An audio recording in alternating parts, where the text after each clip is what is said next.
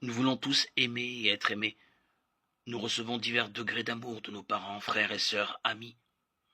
Mais la plupart d'entre nous aspirent aussi à trouver cette personne spéciale avec laquelle ils pourront partager un amour plus profond. Trouver le véritable amour peut sembler incroyablement difficile, et nous ne comprenons pas souvent pourquoi il est important de se poser la question de sa propre définition du véritable amour.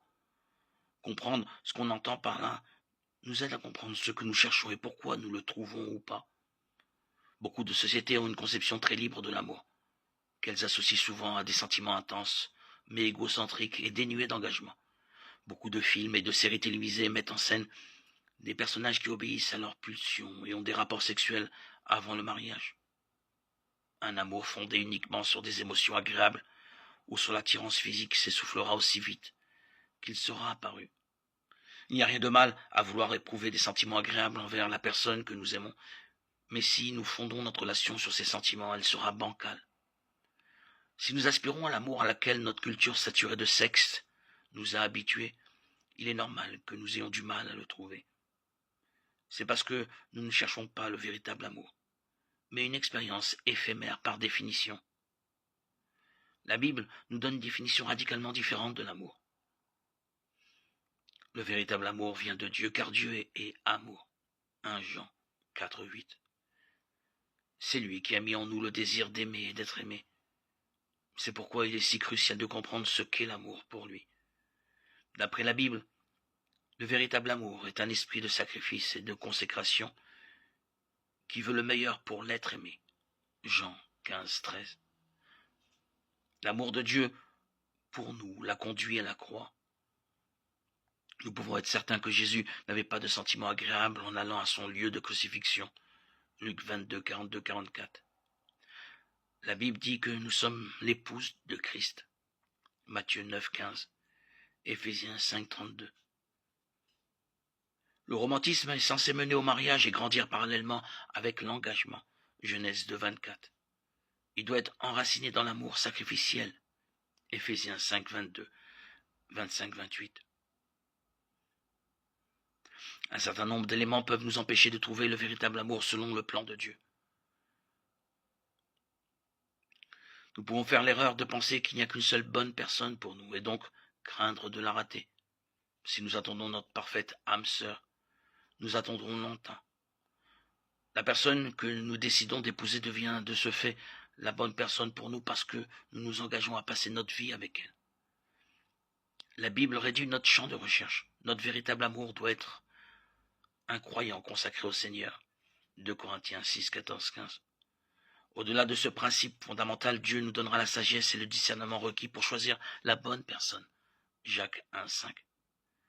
Les conseils d'amis sages et pieux qui nous connaissent bien peuvent également nous être utiles. Nous pouvons aussi faire l'erreur de penser que notre bonheur dépend d'une autre personne. Seul Dieu peut nous remplir pleinement. Nous n'avons pas besoin d'amour romantique pour cela. Aucun de nous n'est parfait et il est irréaliste et malsain de s'attendre à ce qu'un autre être humain parfait réponde à tous nos besoins. De plus, nous serons forcément déçus.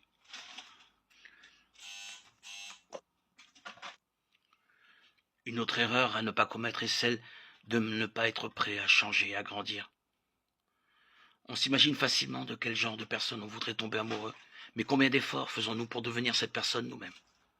Nous avons tous des défauts que nous devons corriger avec l'aide de Dieu, afin de devenir la personne qu'il veut que nous soyons. On peut être tenté de penser que tous nos problèmes se résoudront d'eux-mêmes quand nous aurons trouvé le véritable amour. Mais non, une relation d'intimité avec quelqu'un d'autre, loin de résoudre nos problèmes, les exacerbera.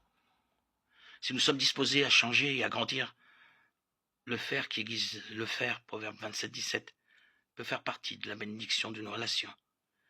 Mais dans le cas contraire, notre relation sera tendue et finira par rompre. Cela ne veut pas dire que tous nos problèmes personnels doivent être résolus avant que nous puissions nous marier, mais nous devons prendre l'habitude de demander à Dieu de nous montrer ce que nous devons corriger dans notre vie. Psaume 139, 23. En devenant la personne que Dieu veut que nous soyons, nous serons mieux préparés pour une relation dans tout ce que cela implique. L'amour et le mariage ne doivent pas être pris à la légère. Il vaut mieux faire attention que de prendre une décision précipitée. Le Cantique des Cantiques nous avertit à 3 reprises. Ne réveillez pas l'amour avant qu'elle ne le veuille. Cantique des Cantiques 2:7.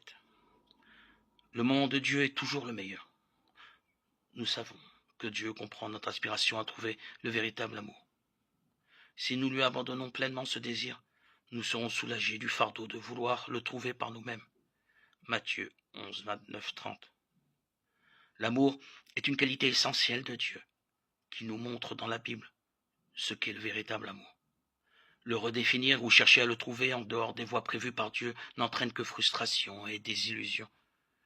Si nous abandonnons nos désirs à Dieu, nous soumettons à sa volonté et cherchons tout en lui, nous trouverons alors le véritable amour. Fais de l'Éternel tes délices et il te donnera ce que ton cœur désire.